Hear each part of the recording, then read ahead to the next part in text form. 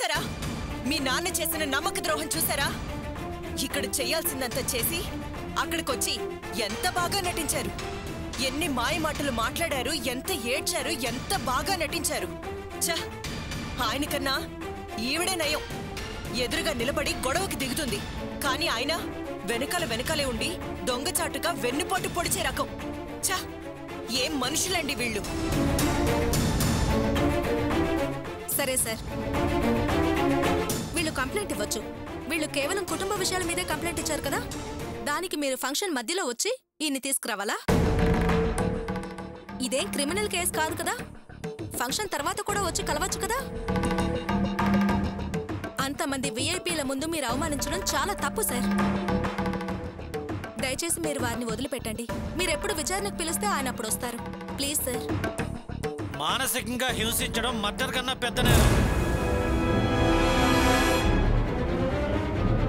అయినా ఏ కేసు ఎప్పుడు ఎలా డీల్ చేయాలో మాకు తెలుసు. నువ్వేం డైరెక్షన్స్ ఇవ్వాల్సిన పని లేదు. మా కంప్లైంట్ వచ్చింది, మా డ్యూటీ మేము చేసాం. అనవసరంగా ఆర్గ్యూ చేయొద్దు. ముందు బయటికి వెళ్ళు. ఏంటి సార్ మరీ అన్యాయంగా మాట్లాడుతున్నారు? న్యాయంగా ఆలోచిస్తే ముందు ఈవిడే లోపలేయాలి. ఈవిడ కంప్లైంట్ ఇచ్చిందని మా భావం తీసుకొస్తారా? అసలు ఈవిడ చేసిన దుర్మార్గాలకి ఈవిడ ఇక్కడే చంపి పారేయాలి.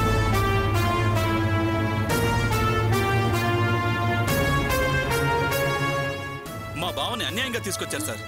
అయ్యో అయ్యో అయ్యో, చూసారా అయ్యా, చూసారా? మీ ముందే స్టేషన్లో ఎలా మాట్లాడుతున్నాడో చూడండి. నన్ను చంపుతాను, నరుకుతాను అని బెదిరిస్తున్నాడయ్యా. హలో, ఏం మాట్లాడుతున్నావయ్యా నువ్వు? చూస్తుంటే చదువుకున్న వాళ్ళ ఉన్నావు, రౌడీలా మాట్లాడుతున్నావేంటి? ఇది పోలీస్ స్టేషన్ అనుకుంటున్నావా, మీ ఇల్లు అనుకుంటున్నావా నీ ఇష్టం వచ్చినట్టు మాట్లాడడానికి? ముందందరూ బయటకు వెళ్ళండి. చూడండి సార్, తప్పుడు కంప్లైంట్ బేస్ చేసుకుని ఏ తప్పు చేయనో మనిషిని తీసుకొచ్చి స్టేషన్లో కూర్చోబెట్టారు. అలాంటప్పుడు బంధువులకి కోపం రాదా? ఇప్పుడు మీరు ఈయన్ని బయటికి పంపరు, అంతే కదా? సరే, మేమే లాయర్తో వచ్చి ఈయన్ని బయటికి తీసుకెళ్తాం. మీరు లాయర్తో వచ్చినా లీడర్తో వచ్చినా నేను ఆయన వదలను. కేసుని కోర్టుకు ప్రొడ్యూస్ చేస్తాను.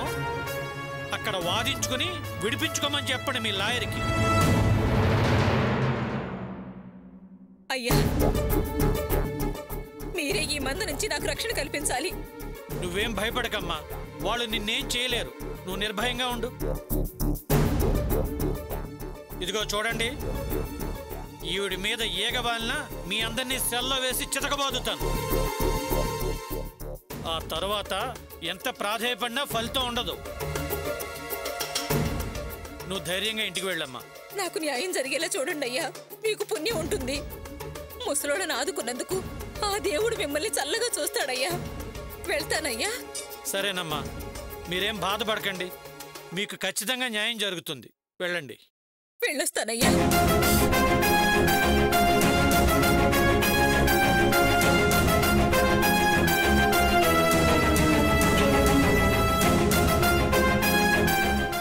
ఏంటి మీరంతా ఇంకా ఇక్కడే నిలబడి ఉన్నారు? వెళ్ళండి. కోర్టులో మంచి లాయర్ని పెట్టి వాదించుకోండి. వెళ్ళండి. మీరు వెళ్ళి అక్కడ కూర్చోండి.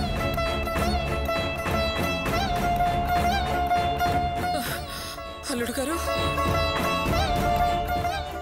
అల్లుడు గారు, ఎవరి మొదల స్టెప్ చూపుపడి ఇలా అయిందో ఆ ఎస్ఐ వదిలిపెట్టేట్లేడు. ఇప్పుడు ఏం చేయాలో అర్థం కావడం లేదు. నాకైతే కాళ్ళు చేతులు ఆడడం లేదండి. అత్తయ్య గారు, దయచేసి ఎవరు కంగారు పడద్దు. అర్చన, భయపడకు, నాకేం కాదు. ధైర్యంగా ఉండొచ్చునా. నందిని, నువ్వు లాయర్తో మాట్లాడి ఆయన్ని ఇక్కడికి తీసుకురా. సరే గోపి. మావయ్య గారు, అర్చన తీసుకెళ్ళండి. అలాగే. నాకేం కాదు. పద.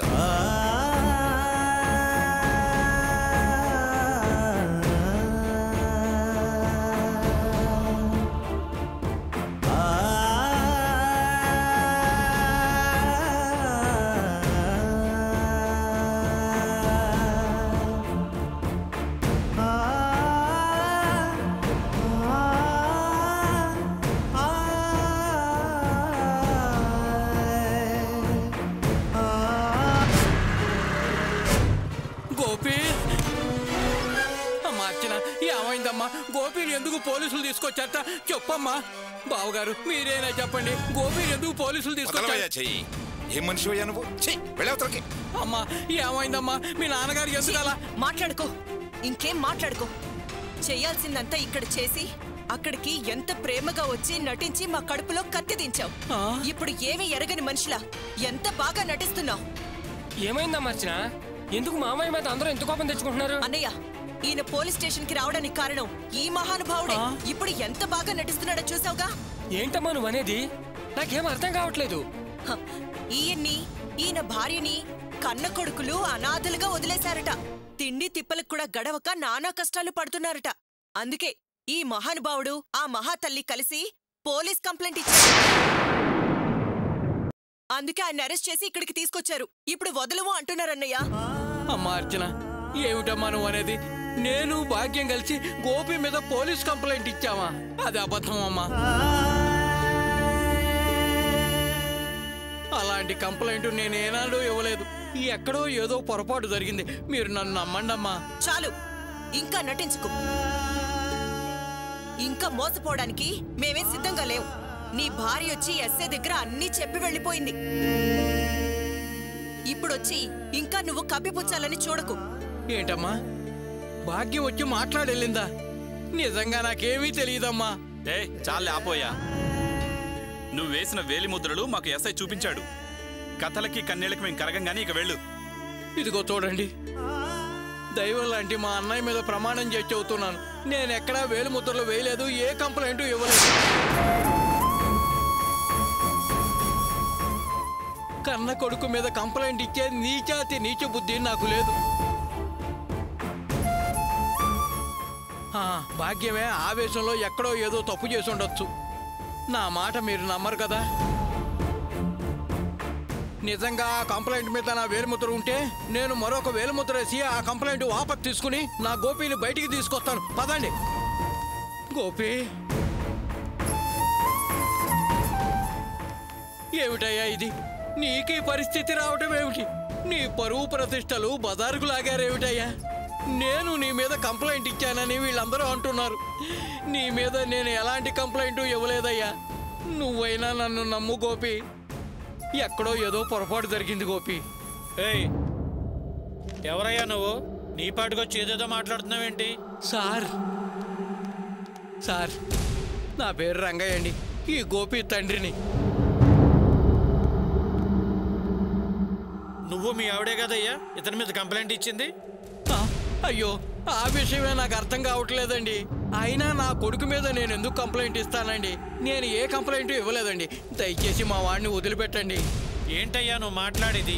చూడవయ్యా, ఇది నువ్వు ఇచ్చిన కంప్లైంటే కదా, ఇది నీ సంతకమే కదా. లేదండి, అది నాదో కాదో నాకే తెలియట్లేదండి. ఇదంతా నా భార్య చేసిన గోల్మాలండి. ఏంటయ్యా నువ్వు మాట్లాడేది? మీ ఇద్దరు కలిసే కదా కాపురం చేస్తున్నది. నీకు తెలియకుండా నీ సంతకం వాడి ఫోర్జరీ ఎలా చేస్తుంది? అయ్యా, అది ఎంతకైనా తెగిస్తుంది, ఏమైనా చేస్తుంది. అది పెద్ద మోసకారి. నా కొడుకు బంగారం. అది వీళ్ళని పెట్టరాని కష్టాలు పెట్టింది. అయినా వీళ్ళు ఒకరికి సహాయం చేసేవాళ్ళే గాని అపకారం చేసేవాళ్ళు కాదండి. దయచేసి వదిలిపెట్టండి. సార్, వారు చెబుతున్నారు కదా, ఇంకెందుకండి వీరిని ఇక్కడ ఉంచడం? పంపించేసేయండి. ఏం మాట్లాడుతున్నారండి మీరు? వీళ్ళిద్దరూ కలిసే కంప్లైంట్ ఇచ్చారు. మళ్ళీ వాళ్ళిద్దరూ కలిసి కంప్లైంట్ వాపస్ తీసుకుంటేనే వాటిని వదలడం వీలవుతుంది.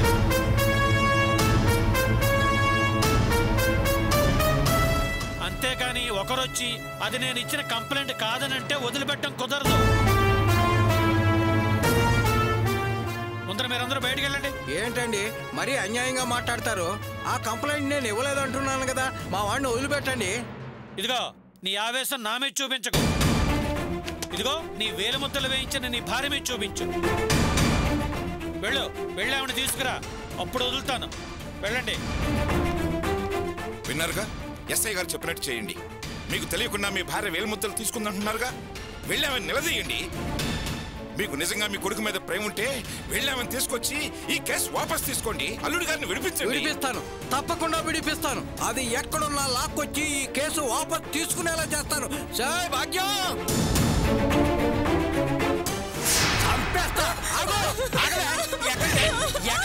చేస్తున్నావు? నీకెంత పొగరు కాకపోతే ఇంత దుర్మార్గం పని చేస్తావే? Police complaint ఇస్తావే?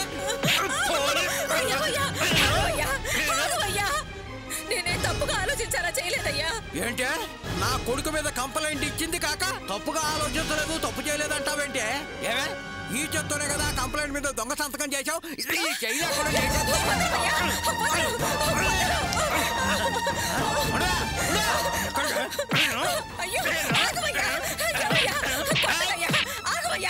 అయ్యో ఏంట్రంగయ్యా తాగొచ్చి భాగ్యవక్కని అలా కొడుతున్నావు? ఇదిగో నేనేం తాగి తన్నట్లా దీన్ని కోపం ఆపుకోలేక తంతున్నాను. అసలు ఇదేం చేస్తుందో తెలుసా? ఈ రోజు నా కొడుకు గృహప్రవేశానికి వెళ్ళాను. వాడినేమో దీని మూలంగా పోలీసులు పట్టుకెళ్లి జైల్లో ఉంచారు. మాకే విషయం తెలీదే. ఎందుకు తీసుకెళ్లారో తెలుసా? ఈ దరిద్రపతి వాడు మమ్మల్ని పట్టించుకోవట్లేదు, ఆదరణ లేక అనాథలం అయ్యామని చెప్పి వాడి మీద కేసు పెట్టింది. ఇలాంటి దాన్ని తన్నాలో నరకాలో మీరే చెప్పండి. మీరే చెప్పండి. ఏంటి భాగ్యవక్క ఇదేం అన్యాయం? బంగారు లాంటి గోపి మీద పోలీస్ కంప్లైంట్ ఇస్తావా? ఇదేం దుర్బుద్ధి నీకు? చిచి, నీలాంటి మనుషులు భూమికే భారం. అర్చన్ని గోపిని పెట్టరాని కష్టాలు పెట్టావు. చివరికి ఇంట్లో నుంచి బయటకు గెంటేశావు. వాళ్ళ బతుకు వాళ్ళు బతుకుతుంటే పోలీస్ కంప్లైంట్ ఇవ్వడం ఏం న్యాయం? ఎందుకు ఇలాంటి పని చేశావు? ఇలాంటోళ్ళ నరికి పోగులు పెట్టాలి. తంతున్నారంటే తప్పుగా అనుకున్నాను, కానీ ఇలాంటి వాళ్ళకి ఇలాంటి శాస్త్రే జరగాలి. ఆపుతారా? ఇంకా ఆపుతారా? ఎవరికి తోచట్టు వాళ్ళు మాట్లాడుతున్నారు. నేను వాడి మీద ఎందుకు కంప్లైంట్ ఇచ్చాను మీకు తెలుసా? చూడవయ్యా, నిన్న నువ్వు అన్నట్టు మనమంతా మళ్ళీ ఒకటి అవ్వాలి. అందుకేనయ్యా నేను గోపి మీద పోలీస్ కంప్లైంట్ ఇచ్చాను.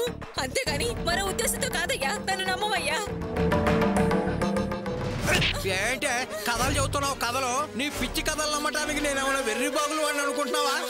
నువ్వు వాడి మీద కంప్లైంట్ ఇస్తే వాడిని తీసుకెళ్లి జైల్లో పెడతారే తప్ప మనం ఒకటే అలా అవుతావే? ఏమయ్యా అది కాదయ్యా. కన్నవాళ్ళని కనికరం లేకుండా వదిలేశారని కంప్లైంట్ ఇస్తే ఆ కేసు కోర్టుకు పంపుతారంట. కోర్టు అందరినీ కలిసి ఉండమని తీర్పు చెబుతుందంట. అందుకేనయ్యా ఆ ఆశతోనే నేను పోలీస్ కంప్లైంట్ ఇచ్చానయ్యా. అంతేనయ్యా. అలాగని ఏ జడ్జి గారు నీకు ఈ సలహా ఇచ్చారే? చూశారా ఎలాంటి కొత్త కొత్త కథలు చెప్తుందో? అసలు కథ బయటపడేసరికి ఇలా ప్లేట్ ఫిరాయిస్తుంది. అసలు వాళ్ళు పచ్చగా ఉండటమే ఈవిడికి పడలేదు, కళ్ళల్లో నిప్పులు పోసుకుంటాంది. అందుకే ఇలాంటి పని చేసి ఉంటది. ఆపండయ్యా, నోరుంది కదా ఇష్టం వచ్చినట్టు మాట్లాడకండి. ఏమయ్యా వాళ్ళ మాటలు నమ్మకయ్యా. నేను నిజంగా మనందరం కలిసి ఉండటానికి ఆ పని చేశాను. సత్య ప్రమాణంగా చెప్తున్నాను, నన్ను నమ్మవయ్యా. కొండాకూరదానా, నువ్వేం చెప్పినా ఇక్కడ ఎవరు నమ్మరే. మర్యాదగా వచ్చా పోలీస్ స్టేషన్ లో కేసు వాపస్ తీసుకో, లేకపోతే అనవసరంగా నా చేతిలో చచ్చిపోతావు. ఏమయ్యా తొందరపడకయ్యా. అది వాపస్ తీసుకుంటే కోర్టు మనందరినీ కలిసి ఉండమని ఎలా చెప్తుందయ్యా? కట్టుకథలు ఆపి వచ్చి కేసు వాపస్ తీసుకోవే, లేకపోతే కలిసి ఉండటం కాదు బతికి ఉండటానికి నువ్వు ఉండవు. ఏమయ్యా నేను కేసు వాపస్ తీసుకోనయ్యా. తీసుకుంటే కలిసి బతికే అవకాశం పోతుందయ్యా. అందుకే నేను తీసుకోను. ఎలా వాపస్ తీసుకో అది చూస్తానే. నా మాట విని కేసు కోర్టుకు వెళ్ళనివ్వయ్యా. మనం హాయిగా కలిసి బతకొచ్చయ్యా. చెప్పేది నీకేనే, వచ్చి కేసు వాపస్ తీసుకో. వాపస్ తీసుకోవా? నీకే చెప్పేది వాపస్ తీసుకోవా? నేను తీసుకోను. అంతేనా? అంతే. అయితేనే కట్టిన దానికి ఇచ్చే.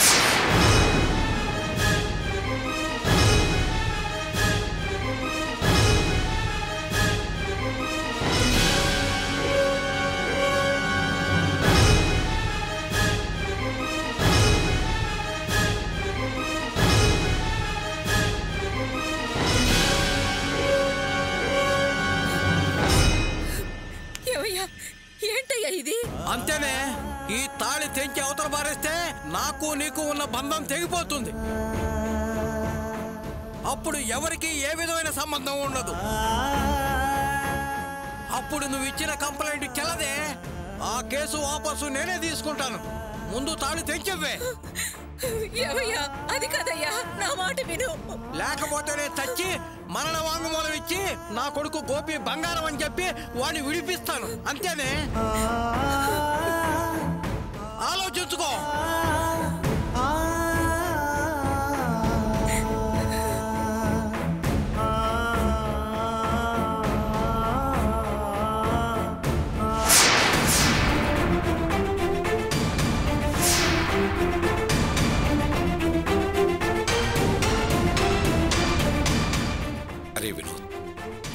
బియ్యాన్ని తీసుకొస్తానని వెళ్ళాడు, ఇంతవరకు రాలేదు. అసలు ఏం జరుగుతుందో ఏమో. నువ్వు వెళ్ళి ఒకసారి చూసిరా. సరేనా? నువ్వు ఆగ్రా వినోద్. ఎందుకంటే వీణ్ణి వెళ్ళిరమ్మంటున్నారు? వాళ్ళు ఖచ్చితంగా రారు. ఇదంతా ఆ ఇద్దరు కలిసి ఆడిన నాటకమే. ఆవిడ గారిని ముందుకు నెట్టి ఈ పెద్ద మనిషి ఏమో వెనకాల నిలబడ్డాడు.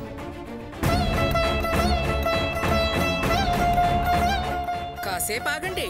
ఆ పెద్ద మనిషి ఒక్కడే తిరిగొచ్చి, అయ్యా గోపి, అది ఎంత చెప్పినా నా మాట వినడం లేదురా, చస్తాను అని బెదిరిస్తోందిరా, నేను ఏం చెయ్యను చెప్పు, నిన్ను బయటికి తీసుకురాలేకపోతున్నాను రా అని వలవలని దొంగ ఏడుస్తాడు. అదే జరగబోయేది. కావాలంటే చూడండి. అర్చన, మీ అమ్మ చెప్పినట్లు నిజంగా అలాగే జరిగితే ఎలా? నాకు ఇక్కడ ఉండడం ఎందుకో వేస్ట్ అనిపిస్తుంది. మనం వెళ్ళి లాయర్ని కలిసి జామీన్ తీసుకురావడం బెటర్ అనిపిస్తుంది. ఇప్పుడున్న పరిస్థితుల్లో ఏం చేయాలో నాకేం అర్థం కావట్లేదు నందిని. నువ్వు ఎలా చెప్తే అలాగే చేస్తాను.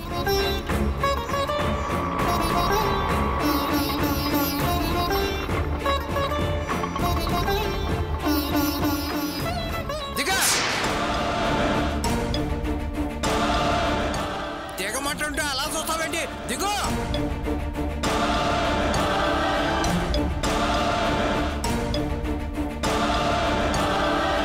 పదమావయ్య, ఏంటో ఇంకా ఆలోచిస్తున్నావు? పదా.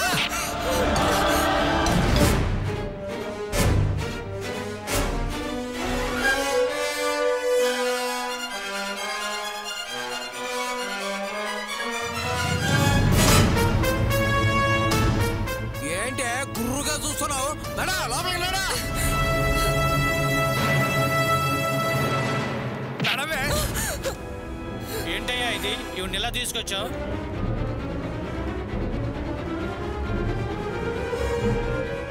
మీరే కదా సార్, మీ ఆవేశం ఇక్కడ కాదు, మీ ఆవిడ మీద చూపించమన్నారు, అందుకే తీసుకొచ్చాను. ఇది ఇచ్చిన కంప్లైంట్ వాపస్ తీసుకుంటుంది. మా గోపిని వదిలిపెట్టండి. ఏంటమ్మా ఇది? నువ్వు ఇచ్చిన కంప్లైంట్ ప్రకారంగా అతను తీసుకొచ్చాం. మీ ఆయనేమో అంత రివర్స్ గా మాట్లాడుతున్నాడు. ఏంటి, అతను వదిలేయాలా?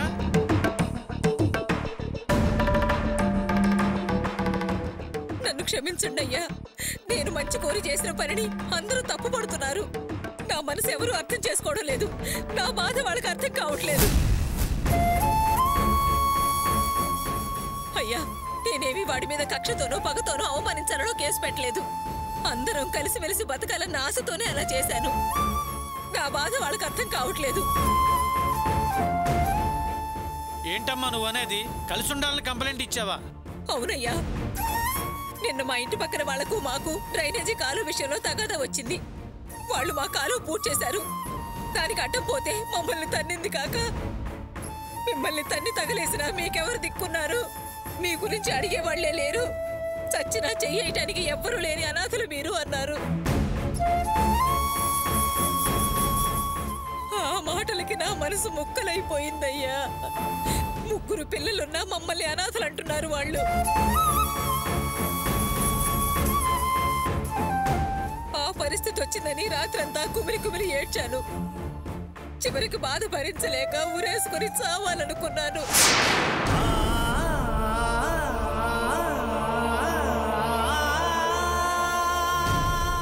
అప్పుడు ఈయనే కాపాడాడు.